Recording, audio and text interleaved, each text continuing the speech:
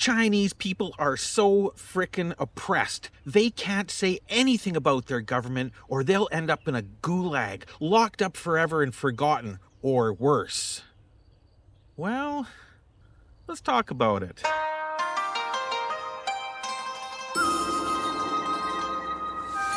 大家好，我是 Surant 在中国. Hey everyone, it's Surant in China. How y'all doing today? I hope you're having a lovely day. Of course, I'm having a lovely day. The sun is shining and the day is beautiful. Summer is coming, so it's a great idea to get out and enjoy the beautiful weather before it gets too hot. On that topic, it's a great time to remember to help support the channel and help it to grow by simply hitting that subscribe button below. And if you like the content you're seeing, don't forget to throw a guy a thumbs up. It really goes a long way in helping the YouTube algorithm to find my videos and share them with more people. And hey, if you want to buy a guy a cup of coffee, there's a couple links up here and a couple links down in the description. Or you could be a channel member and get access to my videos earlier than everybody else. But enough about that. Let me show you quickly what I'm seeing here in the park before we start talking about today's topic. All right, so I'm sitting here on a bench on one of the many kilometers of trails through this beautiful park, and you wouldn't believe what I'm smelling. All of these trees around me with either white flowers or pink flowers are in full bloom, and it smells like I'm sitting in a candy store. It is absolutely gorgeous. Now, if we look over here, I've got some friends nearby. If you can see here, we've got a few of the non-existent birds sitting over here and enjoying the sun outside of the water today. Beautiful, it looks like mallard ducks. But yeah, if we take a quick spin around here, this is why I go out every day and go bike riding, people, especially when the weather is great. This is what the parks look like in China. And if we look at the ground here, you're going to see all these white petals. That's not garbage. That is these gorgeous flowers shedding their petals and dumping them out onto the ground, where they will be swept up or turned into fertilizer. Here's my beast of choice. But let's get back to today's video. All right, so in case you're new to the channel, I've been here in China since 2004. That's 21 years. I have seen a lot of changes in China, the Chinese culture, and Chinese people. And whereas it's true, in the past, 50, 100, 500 years ago, it was a completely different world. There were different leaders in power. There were different government systems in power. And as such, people had to be much more careful about what they were saying and what could possibly happen to them if they said something wrong. However, this is 2025, and that is simply not the world of China today. Now, the haters, the anti-China content creators, the Western mass media will tell you all about how oppressed Chinese people are with low wages and terrible living conditions. And on top of that, if they dare to open their mouth, they're going to go to prison or disappear completely. That really just is not the case. Having lived in China as long as I haven't been here hidden away in a closet. I haven't hung out only with foreigners and not learned about the Chinese culture. And being that I learned to speak the language, I can hear what Chinese people are saying. And I can tell you without a question of a doubt that everything those people are saying about the oppression and the inability to speak your mind in China is a complete lie. I have worked with people who not only are Chinese citizens, but they openly admit that they do criticize their government to their friends, to their families, and even on Chinese social media. However, the fact that they're able to tell me this, and I continued seeing them at work every day, meant that they weren't locked up in gulags, that they weren't tortured, beaten, and disappeared. So why is that? Well, the simple fact of the matter is that China is modernizing. China is changing into a glorious place with modern infrastructure, amazing services and amenities, and a standard of healthcare and healthy living that is unbelievable in Western cultures. And the Western cultures don't want us to know that.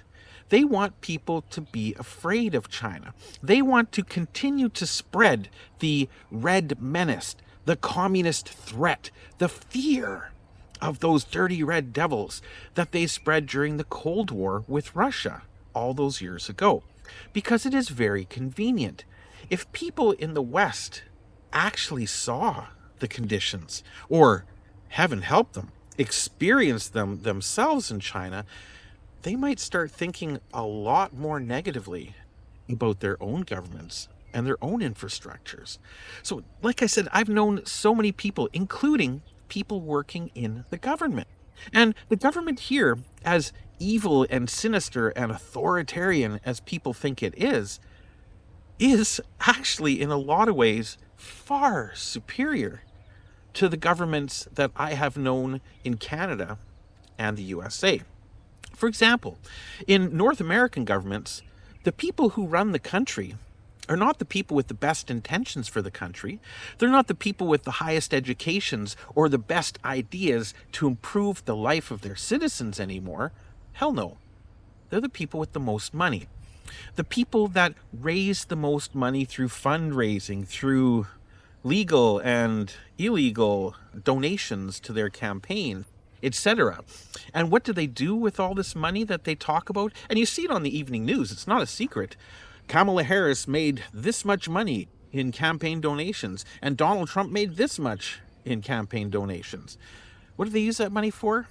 Attack ads. Donald Trump did this. What a terrible person. Kamala Harris, is she even really a human, let alone an American citizen? Etc., etc. And these attack ads actually get terrible. They become absolutely horrific personal attacks against people on both sides. And that's how they determine who wins the election. It's not about who's best for the country, best for the people. It's about who has the most money to convince the people that the other guy is worse than them. Whereas in China, it's a different story. I know people right now, friends of mine here in Shenzhen, who are government officials. They're not running for president of China. They're local officials in either their districts, their neighborhoods, their towns, their communities, etc. And they are not elected into those positions because they were able to convince the public to hate somebody more than them. They were put into those positions because they were leaders in their community. If the camera goes a little funny here, it's because the wind is currently beautifully cooling me off, but also knocking over my camera. But as I was saying, they weren't put into those positions due to how much money they had and how much they got people to dislike their opponents. There were no opponents. They were put into those positions because they were deemed to be the best people for the job. Period. That's how it works here. However, Western media would have you believe that it's all a bunch of corrupt officials that sneak and cheat and lie their way into power, when, in fact, that's exactly how it happens over in Canada and in America. It's the biggest con man that wins the ultimate prize, right? Look at Trump. Look at Trudeau. Can you tell me I'm wrong? But in any case, because officials are put into position here by their qualities, not by the quantities of money they have, there's no reason to lock people up for speaking the truth. There really isn't that benefit to the party to locking away citizens anymore. It is not an authoritarian regime. They don't need to rule by power. They rule by having the best people in the best positions. And again, if you want proof of that, and you're not willing to come to China and see for yourself, just look on YouTube. New York City subway, Shenzhen City subway. They're equivalent cities in both countries, yet why is the subway system, the public transportation system designed for the people, so much different? Politicians are not spending their time infighting and trying to determine who can outdo the next guy, who are not fighting in Congress over stupid things just because they want to be contrarian to the other party. When it comes to things like lowering taxes, meals for hungry children, education, things of that nature, important things in society, the Republicans and the Democrats will fight each other like children, even if they don't technically believe in what they're fighting over. So when I see these videos about how Chinese people have no say, they can't speak out against the government, that's lies.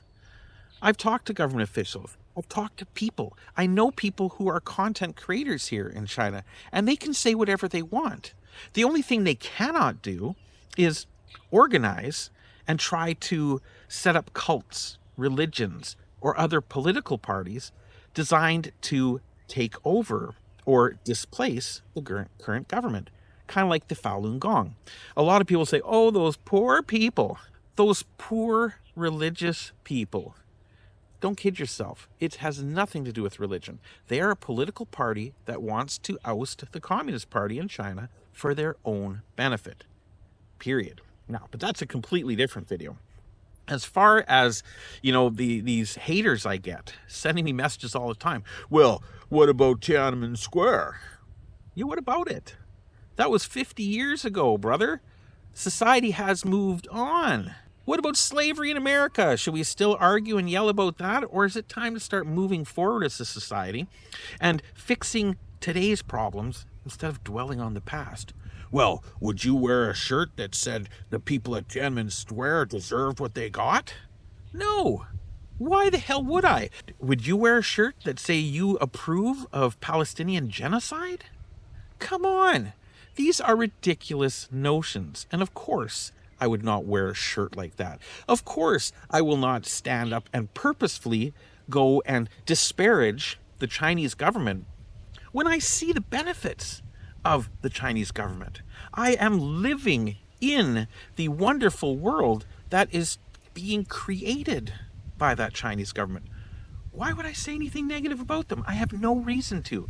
And neither do the vast majority of the people here. Now, of course, there are going to be very negative people in any culture that have very negative things to say about anything. I could make a video about furry little cute kittens, and people would have something negative to say about it. Oh, kittens suck. I hate kittens. Dogs are better. All kittens should be put in a sack and thrown in the river. Guaranteed people would say that because that's just the way some people are. But when it comes to your freedom or ability to say things in China, they're all liars. Now, I'm not going to get up on a soapbox and try to prove those assholes correct by spouting garbage that I don't believe in. However, I do encourage all of those haters and all my viewers in general, come check it out for yourself. I did. I came 20 years ago on a 1-year teaching contract, and I'm still here. Must be doing something right. But in any case, that's enough ranting for now. Don't believe everything you see these haters saying. They will spout anything at all to spread this misinformation about China because the haters love it. The haters need something to hate. They need something to take their minds off of their terrible situations that they are currently experiencing themselves. And that's what it's all about. That's why this misinformation is being spread so rampantly. It has nothing to do with the real situation in China or anywhere else. It's just about spreading hate to feed an agenda that keeps people from seeing the problems in their own backyards. Anyway, that's enough for me today. I'm going to get back to my bike ride. I've got another 10 kilometers in me today. So till the next video, 再见.